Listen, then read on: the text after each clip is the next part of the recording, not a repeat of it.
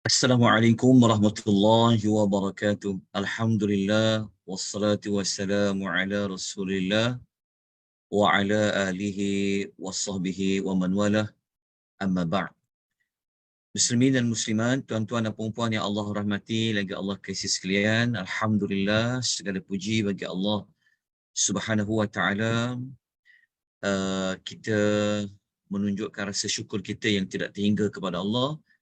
Malam ni seperti yang dijadualkan, Selasa malam Rabu, kita akan membincangkan satu topik ataupun tema dalam Quran berkenaan dengan golongan munafiqun, tentang al-munafiqun. Malam ini alhamdulillah merupakan siri yang ke-9. Kita telah pun lalui beberapa siri sebelum ini. Jadi malam ni kita akan melihat beberapa lagi ciri-ciri orang munafik di zaman Nabi SAW. Malam ni kita tidak akan berbicara secara panjang lebar, ringkas sahaja dan mudah sahaja, yang mana kita akan merujuk terus dalam surah Al-Munafiqun. Okey. Ayat yang dimaksudkan dengan suratul Munafiqun adalah ayat ayat yang dalam suratul Munafiqun. InsyaAllah kita akan rujuk surah Al-Munafiqun, surah nombor 63, ayat yang keempat, muka surat 554. Ini adalah ayat keempat ni adalah perbahasan kita pada malam ini, yang mana ayat yang keempat Al-Munafiqun ini kita boleh mengeluarkan walaupun ada satu ayat, tetapi dalam ayat ini mengandungi empat ciri yang dikatakan orang munafik. Okey.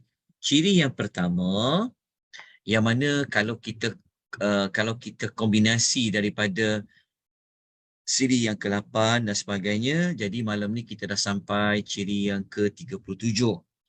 Yang mana ciri yang ke-37 ini merupakan ciri yang pertama bagi ayat nombor 4 itu, iaitu orang munafik ini, mereka ini jika dilihat dari sudut fizikalnya, jika dilihat dari sudut luarannya, mereka nampak hebat. Maksudnya orang munafik ini bukan orang yang biasa-biasa, tetapi dari sudut luaran mereka nampak hebat. Nampak seperti orang yang gagah. Mereka perkasa seperti Abdullah bin Ubay. Kalau kita baca riwayat Abdullah bin Ubay ni, dia bukan seorang yang macam kering ke, seorang yang nampak macam penakut ke, tapi luaran dia nampak hebat. Nampak seorang yang berani, gagah, tapi luaran lah. Kata orang munafik ni, mereka ini hanyalah yang mementingkan luaran mereka. Mereka tidak mementingkan dalaman mereka. Dalaman tu yang kita masukkan adalah tentang iman mereka. Yang paling penting, biar orang nampak, luar nampak hebat. Nampak macam dia orang yang berilmu, nampak macam dia orang yang soleh. Sebab itu kita jangan mudah terpedaya dengan hanya melihat pada luaran. Bukanlah bermaksud kita mengabaikan luaran. Islam menyuruh kita supaya nampak kemas, nampak bersih, nampak cantik, kan, nampak seperti orang yang gagah, kan, tidak nampak seperti orang yang sakit dan sebagainya.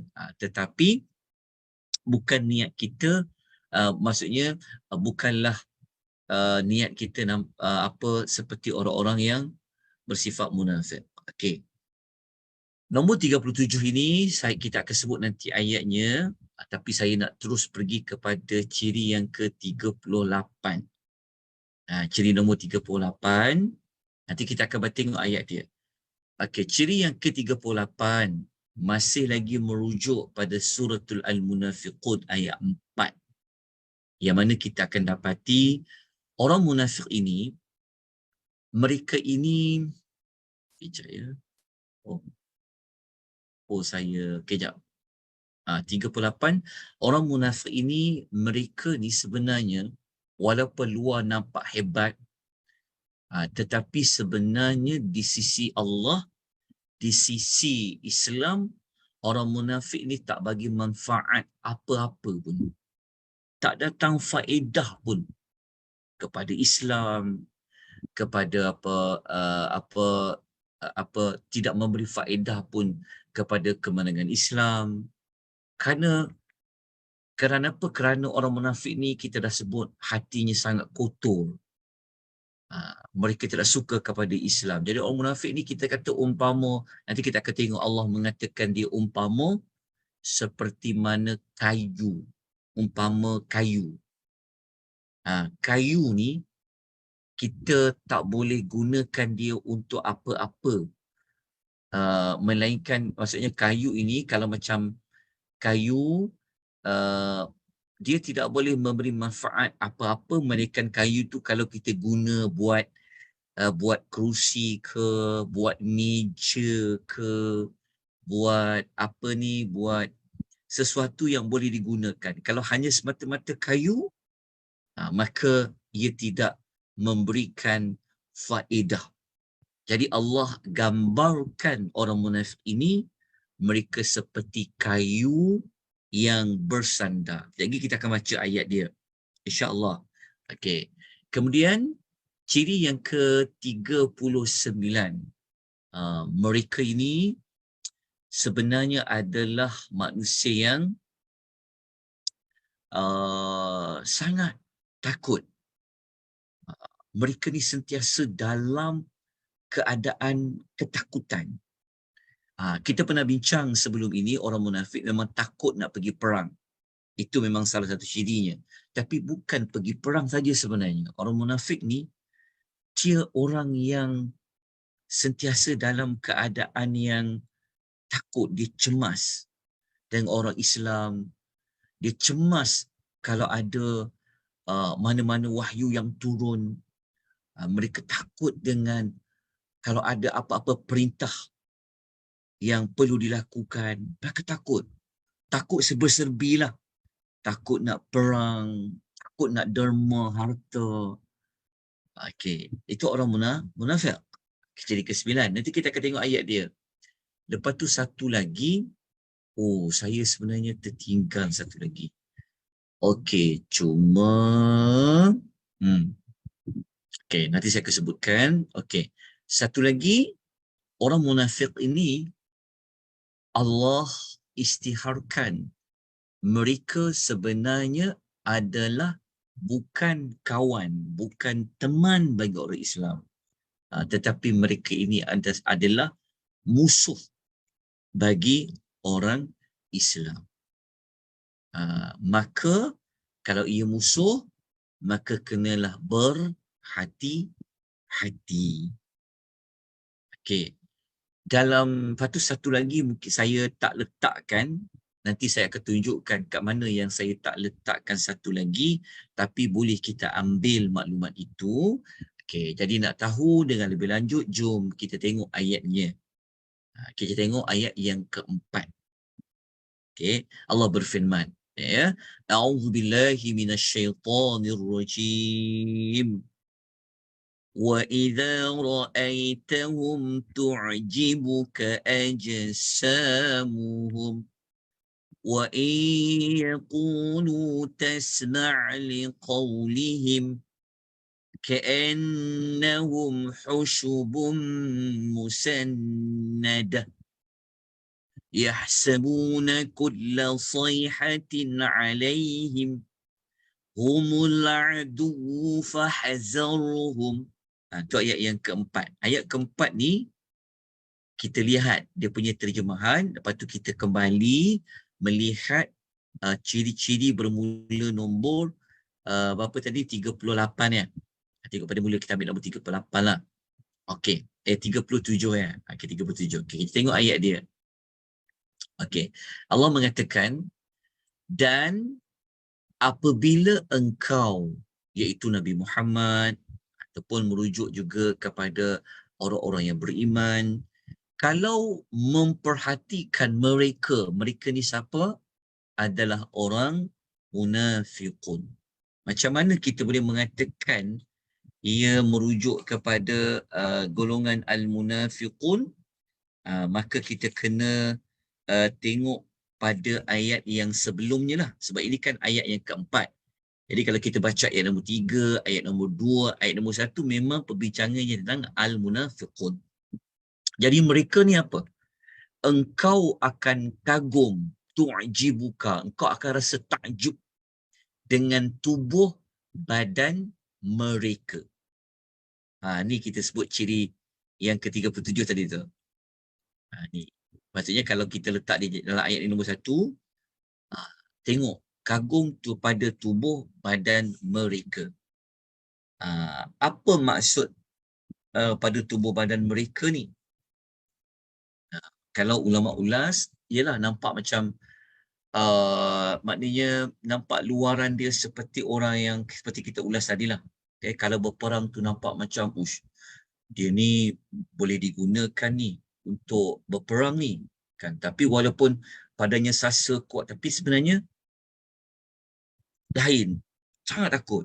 Ataupun nampak macam dia ni orang baik ni, dia ni orang yang sangat beriman ni, tapi pada hakikatnya tidak. Okey. Ini yang pertama. Maknanya orang munafik ni bukan orang yang biasa-biasa. Kita tengok kepada penampilan mereka. Maknanya mereka suka menjaga pada penampilan luaran semata-mata. Okey. Lepas tu kalau kita baca ayat itu juga, Allah mengatakan, dan apabila mereka berkata-kata, engkau juga akan mendengar tutur kata mereka. Ini yang kedua, mereka ni pandai petah dalam berbicara. Mereka boleh mudah mempengaruhi orang. Mereka ni juga seperti influencer lah. Dan ada orang ni cakap dia, kalau kita dengar tajuk sangat cakapnya. Mungkin dia cakap tu nampak macam seolah-olah dia memperjuangkan Islam ke, dia memperjuangkan Palestin ke, dia memperjuangkan, dia adalah orang yang mengambil berat tentang apa sajalah kan. Jadi orang dengar tu macam tertarik. Ni orang munafik.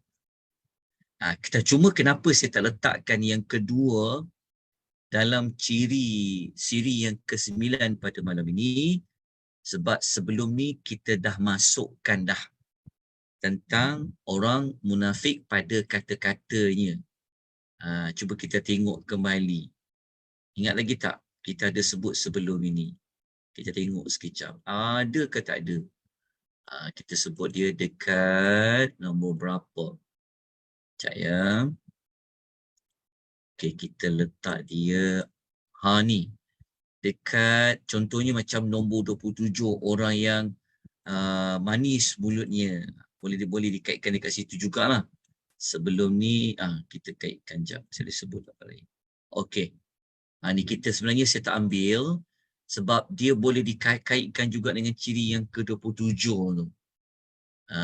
So orang yang kalau kita baca ayat yang dulu waktu suri 7, kita kan sebut ayat ni kan sama Tuhan katakan, iaitu yu'jibuka qawluhu. Orang yang ucapannya menyebabkan engkau tertarik. Disebabkan sudah dibincangkan pada yang ciri yang ke-27, justru itu saya tidak memasukkan maklumat itu pada siri yang ke-9. Tetapi kita boleh saya tunjuk kat tuan-puan, nampak tak tadi yang ayat yang saya tunjukkan ciri ke-27 ni, nampak ke tak nampak? Nampak kan? Nampak Ustaz? Okey. Alhamdulillah. Okey, syukur. Okey. Tetapi kalau ayat ini nak dikeluarkan, bolehlah nak letakkan supaya lebih jelaslah ciri-cirinya.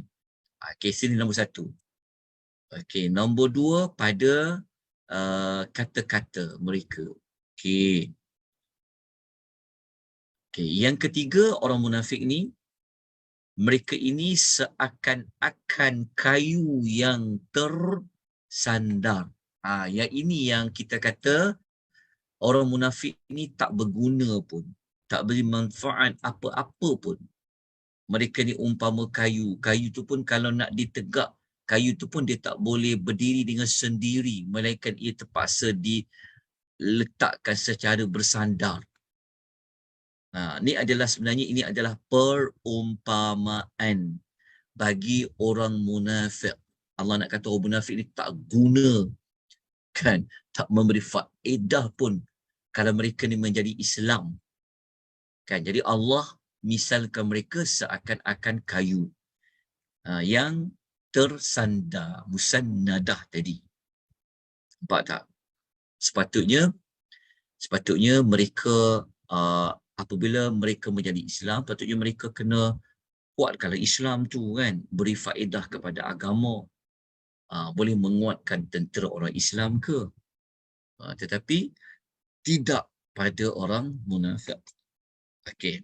Kemudian yang keempat ni mereka menyangka setiap jeritan ialah untuk membahayakan mereka. Okey, apa maksud setiap jeritan adalah untuk membahayakan mereka? Okey.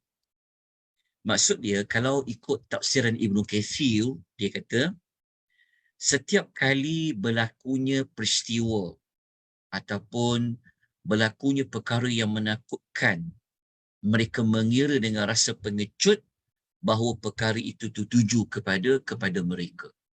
Orang munafik ni dia serba-serbi, dia pengecut lah. Kalau dengar Islam musuhnya ramai je, sudah habis dia rasa, kan. Kalau diperintahkan untuk perang ke, mereka ni macam dah jadi macam jiwa dia rasa macam pengecut lah, takut serba-serbi. Ada juga para ulama mengatakan mereka ni juga sentiasa takut dengan apa sahaja wahyu yang Allah nak turunkan kepada Nabi sallallahu alaihi wasallam.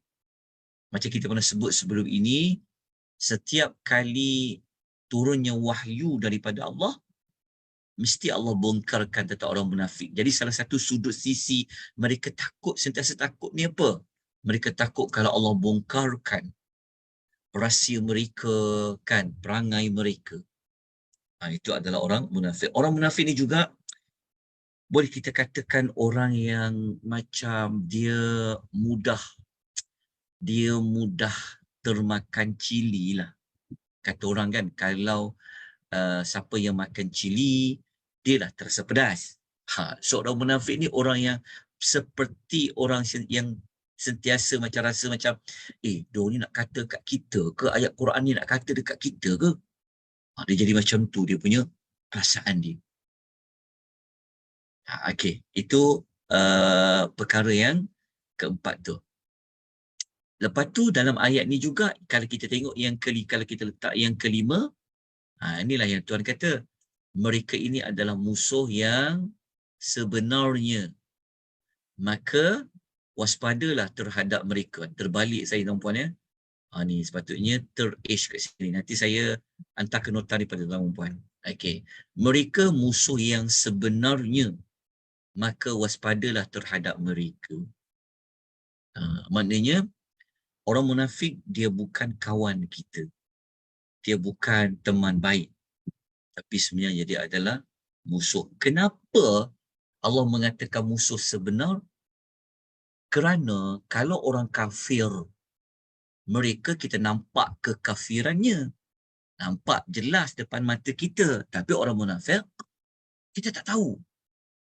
Kan dia ni geng kita ke? Dia ni sokong Islam ke?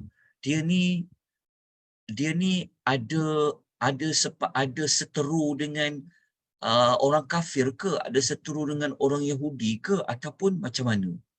Sebab itu dia adalah musuh yang sebenar-benarnya musuh bagi orang Islam. Bahaya, sangat bahaya daripada orang kafir musyrikin yang jelas-jelas nampak dia kafir. Okey, tuan-tuan dan puan rahimani wa rahimakumullah. Jelas ya untuk 4 perkara yang kita bincangkan pada malam ini tentang orang munafik. Tetapi kalau kita nak masukkan tentang tutur kata mereka ni, boleh jugalah. Tapi dalam ayat ni boleh keluarkan ada 5. Ada 5 ciri. Tapi kita hanya keluarkan 4 kerana kita telah sebut sebelum ini tentang mulut mereka yang sentiasa manis. Okey. Setakat ni tuan jelas tak? Tuan puan rahimani wa rahimakumullah. Jelas Ustaz. Jelas ke? Okey. Alhamdulillah. Jadi saya sebenarnya ada urusan juga untuk dilakukan. Jadi sebenarnya saya nak masuk yang ke-41. Ciri yang ke-41.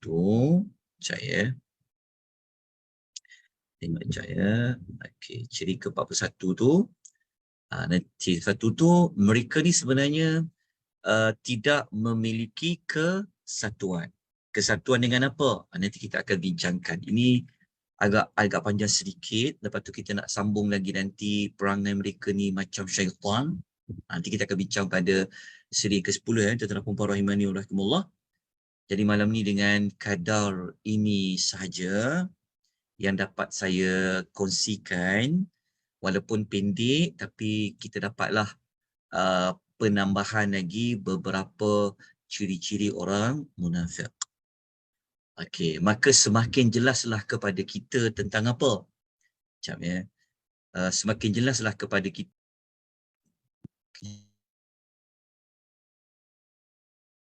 Okey. Semakin jelaslah kepada kita bahawa orang munafik ini memang patut mereka ini diletakkan di dalam neraka yang paling teruk sekali azabnya, fi darki asfali minan nar. Okey, saya pun tidak mahu memanjangkan ayat keempat kerana mungkin tuan-tuan yang telah mengikuti tadabbur yang dibimbing oleh Al-Fadhil Ustaz Uzair pada setiap hari Khamis. Beliau mungkin dah kupas panjang lebar untuk ayat yang keempat dalam suratul Al-Munafiqun. Okey. Macam mana kita nak dapatkan maklumat tentang orang munafiqun? Okey. Dalam masa yang sama, sebenarnya ada lagi beberapa surah yang kita boleh rujuk untuk orang munafik ini. Jadi untuk sambungannya, saya sebutkan awal-awal pada tuan-tuan dan puan senarai ayat dia, boleh? Jadi daripada ayat itu, nanti tuan-tuan boleh baca dan boleh sebenarnya lihat beberapa ciri lain. Jadi kalau ada ciri-ciri yang kita terlepas untuk disenaraikan, nanti maklumkan. Jadi saya berikan dulu ayat-ayat dia. Okey, begini. Ya. Okey, ini adalah senarai ayat tentang orang munafik di dalam Al-Quranul Karim. Ayat-ayat ini dapat membantu kepada kita untuk mengeluarkan lagi beberapa ciri. Sebenarnya saya berikan ayat ini supaya tuan-tuan dan puan dapat mempelajari macam mana kita boleh menyenaraikan ciri-ciri orang munafik itu. Sebenarnya taklah susah mana pun. Tetapi yang paling penting kita kena tahu ayat mana dalam Quran yang bincang tentang orang munafik. Okey, ayat dia seperti inilah. Contohnya dalam suratul Baqarah ada beberapa ayat. Contohnya ada ayat yang ke-8 sampai 20. Ada 13 ayat, muka surat 3 hingga muka surat nombor bukan 3 sampai 20 ni saya betul tak? Muka surat 3 sampai 20 kot. Nanti tengok balik dia punya ayat ni, betul tak? Sekejap ya. Okey, kemudian surah ayat yang 204, 206. Ayat ni, ayat saya senaraikan ni adalah ayat-ayat yang kita akan, insyaAllah pastikan ya, ayat-ayat ni kita akan selesai buat penafsiran dan kita nak tabur ringkas ayat-ayat ni. Lepas tu kita akan, maksudnya waktu kita baca ayat ni nanti kembali satu persatu, jadi kita lihat balik ayat ini kita telah letakkan pada ciri nombor berapa. Ayat 204, 206. Begitu juga dekat suratul Nisa ada banyak ayat. Contohnya ayat 38, 39, ayat 60 hingga 68. Okey. Kemudian ayat 88 sampai 90, ayat 137 sampai 148. Kemudian surah berikutnya adalah surah Al-Anfal, satu ayat je, tapi dekat ayat nombor 49. Sebelum ni kita pernah baca tak surah Anfal itu? Nanti kita semak kembali. Okay. Kemudian kita tengok dalam surah Taubah. Nanti saya akan, ingatkan saya ya, saya akan kongsikan nama lain bagi surah Taubah. Surah Taubah ni dia ada nama lain, bukan sekadar namanya surah Taubah. Tapi nama lain tu para ulama meletakkan nama surah itu berdasarkan kepada orang munafik. Nanti kita akan tengok para ulama namakan surah itu sebenar dengan orang munafik. Kenapa? Kerana surah Taubah ni surah yang banyak memaparkan tentang karakter orang munafik. Okey, so ayat 46 sampai 51. Okey, dia nak 46 sampai 51. Lepas tu ayat 61 sampai 68 surah Taubah. Kemudian ayat 73 sampai 87. Kemudian ayat 91 sampai 110. Okey. Kalau tengok macam ada 20 ayat tapi insya-Allah nanti kita akan lalui ayat by ayat mengikut surah-surah ini. Kalau macam sekarang ni kita berterabur lah. Kejap ambil rujukan dalam Al-Baqarah lah. Macam mana ni kita lompat terus kepada surah Al-Munafiqun. Sebenarnya tak ada sebab apa-apa lah. Maknanya sekadar saya nak menunjukkan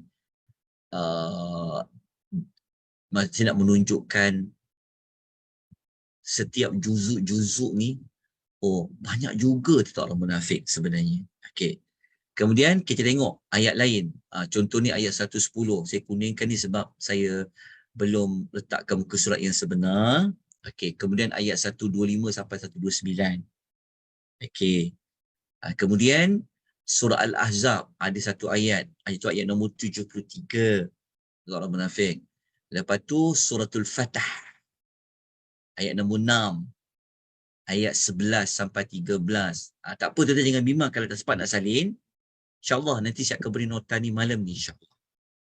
Jadi untuk kerja rumahnya, bolehlah baca terjemahan bagi setiap ayat yang kita nyatakan. Okey. Kemudian surah Al-Hadid. Okey, ayat 13 sampai 15. Okey, surah Al-Hadid surah nombor 57. Ada juga dalam surah Al-Hadid tentang orang munafik. Ayat ini pasal apa? Nanti kita baca. Saya tak nak kongsikan dulu. Kita rujuk. Nanti kalau pengisian yang akan datang, mungkin kita akan tanyalah. Okey. Ayat yang ke-13 dan 15 surah Al-Hadid ni, orang munafik tu cerita pasal apa? Cerita tentang perangai mereka ke, azab yang Allah nak timpa pada mereka ke? Tapi memang tentang orang munafik. Tapi dalam isu apa? Tuan-tuan kena lihat pada ayat itu. Begitu juga suratul Hasyr. Ayat 11 sampai nombor 17. Ni surah yang ke-9. Ni dah masuk juzuk yang ke-28. Suratul Hasyri. Lepas tu Allah dia punya ejaannya tersalah ni, munafiqun. Dia bukan min, ya.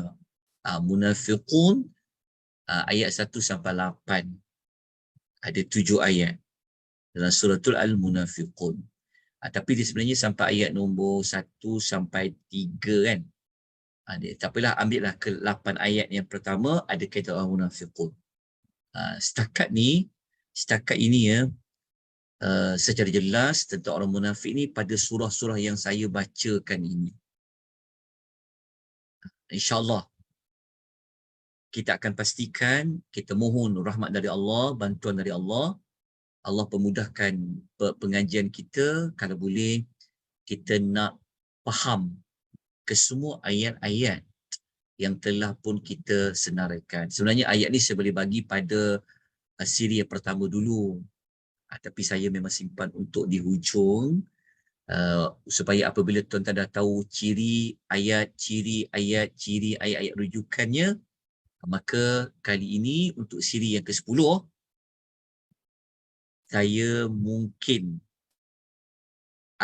kita mungkin akan buat sesi 2 hala lah. Contohnya saya sebut sesuatu ciri yang ke-41 contohnya. Jadi tuan-tuan kena nyatakan ciri itu berkaitan dengan ayat nombor berapa. Tengoklah kalau sempat kita buatlah seperti itu, tapi kalau makan masa, saya sendiri yang akan mencari jawapan dia lah. Okey, insyaAllah. Okey, ini saja pengisian kita pada malam ini. Mohon maaf agak ringkas, walau bagaimanapun setiap minggu ilmu kita semakin lama semakin bertambah. Moga-moga Allah bersihkan kita daripada memiliki sebarang sifat orang-orang munafik. Sebab tu orang-orang soleh yang terdahulu di kalangan para sahabat, mereka sangat bimbang kepada Allah, sangat bimbang jika mereka ada memiliki sifat orang munafik. Kita sebenarnya bukan sekadar nak belajar orang munafik itu apa, tetapi kita tak nak perangai kita, tingkah laku kita, kata-kata kita, perbuatan kita ada persamaan dengan orang munafik. Sebab tu kita belajar. Dalam masa yang sama, kita kena waspadalah dengan mana-mana manusia yang memiliki ciri-ciri yang telah pun kita pelajari. Dan itu adalah tujuan utama kenapa kita mempelajari ayat-ayat yang berbentuk tema-tema seperti ini. Okey, tuan-tuan perempuan, jazakumullahu khaira, barakallahu fikum. Ada sebarang persoalan ke, pertanyaan, penambahan maklumat? Semoga boleh ikuti dengan baik, boleh ikuti dengan mudah. Okey, kalau di FB page ada sebarang soalan tak? Ada soalan apa-apa? Ada, Ustaz. Tak ada. Okey, kita sambung minggu depan bermula dengan ciri yang ke-41. Kita akan masuk siri yang ke-10. InsyaAllah saya cuba cari hari untuk gantikan tema yang pasal Yahudi itu. InsyaAllah saya tengah carikan waktunya. Ala kulli hal, saya ucapkan jazakumullahu khairan kepada tentera perempuan. Barakallahu fikum. Semoga Allah memberikan keberkatan kepada tentera perempuan semua. Hayakumullah. Semoga Allah memberikan kehidupan yang baik. Allah sentiasa melapangkan dada kita, membersihkan jiwa-jiwa kita daripada sifat-sifat orang munafik.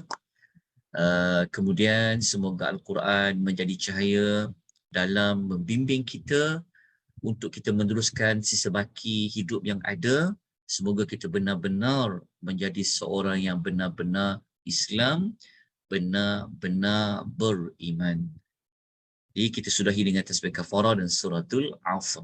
Aqulu qouli hadza wa astaghfirullahal azim.